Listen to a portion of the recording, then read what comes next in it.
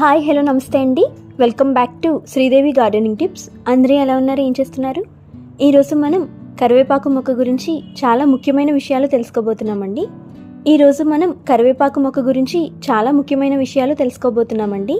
శీతాకాలం ముగిసిన తర్వాత ఫిబ్రవరి నెలలో సమ్మర్ మొదలయ్యే ముందు కరివేపాకు మొక్కకు ఎలా కేర్ తీసుకోవాలో చెప్తాను.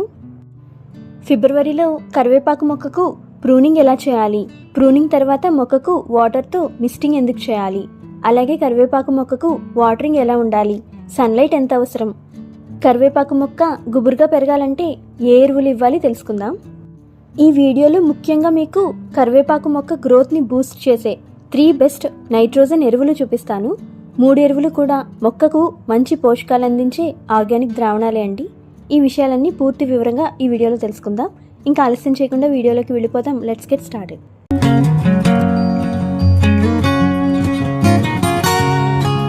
ముందుగా ఫిబ్రవరిలో కరివేపాకు మొక్కకు ప్రూనింగ్ ఎలా చేయాలో చూద్దామండి. శీతాకాలంలో కరివేపాకు మొక్క గ్రోత్ కొంచెం స్లో అవుతుంది. అందుకే ఫిబ్రవరిలో లైట్ ప్రూనింగ్ చేస్తే కొత్త చిగుర్లు బాగా వస్తాయి. సమ్మర్లో మొక్క గుబురుగా పెరుగుతుంది. పైన ఫ్లవర్స్ వస్తున్నాయి చూసారా, ఈ పోతంతా కూడా కట్ చేసేయాలి. సిజర్స్ తీసుకొని ఎండిపోయిన కొమ్మలు ఏమైనా ఉంటే అవి కూడా కట్ చేసేయండి. చాలా పొడవుగా పెరిగిన టిప్స్ని కూడా 1-2 ఇంచులు ట్రిమ్ చేయాలి. ఎండిపోయిన కొమ్మలు, లోపలికి పెరిగిన కొమ్మలు, అసలు ఎటువంటి గ్రోత్ లేని కొమ్మలు జస్ట్ ఇలా పైపైన లైట్ ప్రూనింగ్ చేస్తే సరిపోతుంది. హార్డ్ ప్రూనింగ్ అవసరం లేదు. ప్రూనింగ్ చేశాక కొత్త చిగుర్లు తొందరగా రావడానికి మనం మొక్క మీద మిస్టింగ్ చేయాలండి. ఇలా ప్రూనింగ్ చేసిన వెంటనే వాటర్తో లైట్గా మిస్టింగ్ చేయడం వల్ల మొక్కలో స్ట్రెస్ తగ్గుతుంది, ఒత్తిడి తగ్గుతుంది. కట్ చేసిన తర్వాత ఒక్కోసారి కొమ్మలు ఎండిపోతుంటాయి. మనం ఇలా మిస్టింగ్ చేయడం వల్ల కొమ్మలు ఎండిపోవు, కొమ్మలు సాఫ్ట్గా ఉండి కొత్త చిగుర్లు తొందరగా వస్తాయి. కరివేపాకు మొక్కకు వాటరింగ్ విషయానికి వస్తే హెవీగా వాటరింగ్ చేయకండి. పైన మట్టి కాస్త ఎండిన తర్వాత సాయిల్ని చెక్ చేసుకుని వాటర్ ఇస్తూ ఉండాలి. కరివేపాకు మొక్కకు మోడరేట్ వాటరింగ్ సరిపోతుంది. సమ్మర్ బాగా పీక్ స్టేజ్లో ఉన్నప్పుడు డైలీ వాటరింగ్ అవసరం ఉండొచ్చు, కానీ ఓవర్ వాటరింగ్ మాత్రం అస్సలు చేయకండి. ఓవర్ వాటరింగ్ చేస్తే రూట్స్ రాట్ అవుతాయి, మొక్క వేర్లు కుళ్ళిపోయి మొక్క పాడైపోతుంది. ఇంకా కరివేపాకు మొక్కకు సన్లైట్ విషయానికి వస్తే రోజుకు కనీసం 4 నుండి 6 గంటలు ఎండ అవసరమండి. డైరెక్ట్ సన్లైట్ మొక్కకు అందించాలి. పూర్తిగా షేడ్లో పెట్టకూడదు. బాగా టెంపరేచర్ సమ్మర్లో ఎక్కువగా ఉంటే అప్పుడు పొద్దున ఎండ తగిలి మధ్యాహ్నం సమయం నీడ వచ్చేలాగా చూసుకోండి. ఆఫ్టర్నూన్ షేడ్ ఇవ్వచ్చు మొక్కకు. ఇంకొక పాయింట్ ఏంటంటే సాయిల్ టిల్లింగ్. నెలకొకసారి కుండీలో మట్టిని లైట్గా లూజ్ చేయాలి. రూట్స్ డిస్టర్బ్ కాకుండా జాగ్రత్తగా పై భాగంలో ఉన్న మట్టిని మాత్రమే లూజ్ చేయండి. ఇలా చేయడం వల్ల వేరు భాగానికి ఎయిర్ సర్క్యులేషన్ పెరిగి రూట్స్ స్ట్రాంగ్ అవుతాయి. ఇప్పుడు ప్రూనింగ్ చేసి మొక్కకు సాయిల్ లూజ్ చేసాం కదా, వెర్మి కంపోస్ట్ అండి ఇది. కొత్త చిగుర్లు తొందరగా రావడానికి కుండీ సైజ్ బట్టి కంపోస్ట్ ఇవ్వండి. మాది 12 ఇంచుల కుండీ కాబట్టి 1 గుప్పెడు కంపోస్ట్ ఇస్తున్నాను. బాగా చిన్న మొక్క అయితే 1/2 గుప్పెడు చాలు. నెలకొకసారి వెర్మి కంపోస్ట్ కరివేపాకు మొక్కకు ఖచ్చితంగా ఇవ్వాలి. ఇది సహజంగా నైట్రోజన్ని మొక్కకు అందిస్తుంది. వెర్మి కంపోస్ట్ ఒక న్యాచురల్ నైట్రోజన్ సోర్స్ అన్నమాట. ఇది ప్రూన్ చేశాక మొక్కకు ఇవ్వడం వల్ల కొత్త చిగుర్లు వేగంగా వస్తాయి. ఆకులు గాఢమైన ఆకుపచ్చ రంగులో, ముదురు రంగులో వస్తాయి. ఇందులో మట్టిని సారవంతంగా చేసే మైక్రోబ్స్, సూక్ష్మజీవులు ఉండడం వల్ల మట్టి ఫెర్టైల్గా ఉంటుంది, మట్టిని సారవంతంగా చేస్తుంది. ఇప్పుడు మెయిన్ టాపిక్కి వెళ్దామండి. కరివేపాకు మొక్కకు బెస్ట్ 3 నైట్రోజన్ లిక్విడ్ ఎరువులు ఏంటో చూద్దాం. కరివేపాకు మొక్కకు 3 మంచి ఆర్గానిక్ ద్రావణాలు చెప్తాను. మొదటిది లిక్విడ్ కౌడంగ్ కేక్ ఫెర్టిలైజర్ అండి. ఎండిన బాగా మాగిన ఆవు పిడకలతో చేసిన లిక్విడ్ ఎరువు. ఇందులో నైట్రోజన్ పుష్కలంగా ఉంటుంది. న్యాచురల్ నైట్రోజన్ రిచ్ ఫెర్టిలైజర్ అండి. ఇది తయారు చేయడానికి బాగా ఎండిన ఒక ఆవు పిడకను ముక్కలుగా చేసి తీసుకోవచ్చు. ఇలా నేను కాస్త పొడిగా చేసి తీసుకున్నాను, చిన్న చిన్న ముక్కలుగా. మీరు పొడిగా చేయాల్సిన పని లేదు. ఒక 2 గడ్డల కింద చేసుకొని తీసుకోండి. 2 లీటర్ల నీటిలో ఈ ఆవు పిడకల ముక్కలను 1 గుప్పెడు వేసి 24 గంటలు నానబెట్టాలి. బాగా మాగిన పాత ఆవు పిడకలను మాత్రమే ఉపయోగించాలి. 24 గంటల తర్వాత ఒకసారి ఈ లిక్విడ్ని బాగా కలిపి వడకట్టాలి. లిక్విడ్ చూడండి, డార్క్ కలర్లో తయారైంది కదా. ఇది బాగా కాన్సన్ట్రేటెడ్ అండి.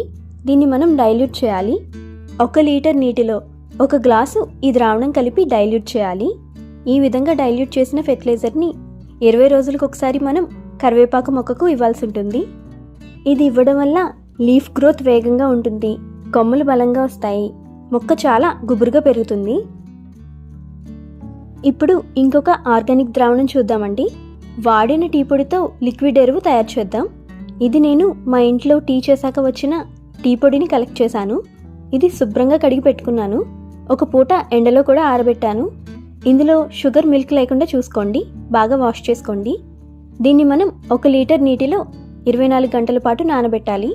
2 చెంచాలు వాడిన టీ పొడిని 1 లీటర్ వాటర్లో వేసి 24 గంటలు నానబెడుతున్నాను. ఒక రోజు తర్వాత ఈ లిక్విడ్ని వడకట్టి తీసుకోవాలి. ఇందులో కొద్ది శాతంలో నైట్రోజన్ ఉంటుంది. ఇది కరివేపాకు మొక్కకు మనం ఈ లిక్విడ్ని 20 రోజులకు ఒకసారి మొక్క మొదల దగ్గర పోయాలి. మీరు ఇలా టీ పొడిని లిక్విడ్ రూపంలో కాకుండా కావాలంటే డైరెక్ట్గా పొడి రూపంలో కూడా ఇవ్వచ్చు. 1 చెంచా మట్టిలో నెలకొకసారి కలిపితే సరిపోతుంది. ఈ టీ పొడి వల్ల సాయిల్ టెక్స్చర్ ఇంప్రూవ్ అవుతుంది, ఎందుకంటే ఇందులో నైట్రోజన్ ఉంటుంది కాబట్టి. 3వ ద్రావణం ఏంటో చూసే ముందు చిన్న అనౌన్స్మెంట్ అండి. మన దగ్గర పువ్వుల మొక్కలన్నీ బాగా పూయడానికి కావాల్సిన ఎరువులు, ఫెర్టిలైజర్స్ సేల్ చేస్తున్నామండి. DAP, potash, Epsom salt, all mix cake, all mix fertilizer, cow manure, vermicompost ఇవన్నీ సేల్కి ఉన్నాయి. ఎవరికైనా కావాలంటే వీడియోలో ఉన్న వాట్సాప్ నెంబర్కి మెసేజ్ చేసి మీరు ఆర్డర్ చేసుకోవచ్చు. ఇప్పుడు 3వ ఆర్గానిక్ ద్రావణం ఏంటో తెలుసుకుందాం. పుల్లటి మజ్జిగ లేదా పుల్లటి పెరుగుతో చేసిన ద్రావణం ఇది. మట్టిలో మైక్రోబ్స్ని పెంచే న్యాచురల్ టానిక్ అండి. 1 గ్లాసు పులిసిన మజ్జిగ తీసుకొని 1 లీటర్ నీటిలో డైల్యూట్ చేయాలి. ఈ మిశ్రమాన్ని మనం 20 లేదా 25 రోజులకు ఒకసారి కరివేపాకు మొక్క మొదట్లో ఇవ్వాలి. సాయిల్ పైన ఇలా ఇవ్వాల్సి ఉంటుంది. దీనివల్ల రూట్స్ హెల్తీగా పెరుగుతాయి.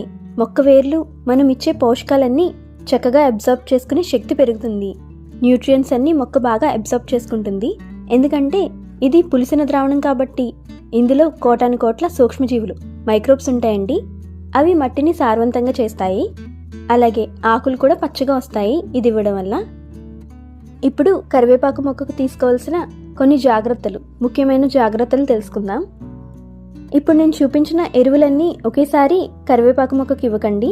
ఒకసారి ఒక ఎరువు ఇచ్చాక కనీసం 15 రోజుల గ్యాప్ తర్వాతే ఇంకొక ఎరువు ఇవ్వాలి.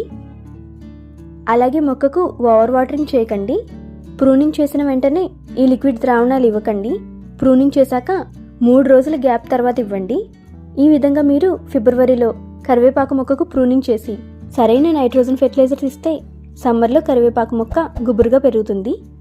మీకు ఈ వీడియో ఉపయోగపడితే లైక్ చేయండి. వీడియోని మీ ఫ్రెండ్స్కి, ఫ్యామిలీ మెంబర్స్కి, రిలేటివ్స్కి షేర్ చేయండి.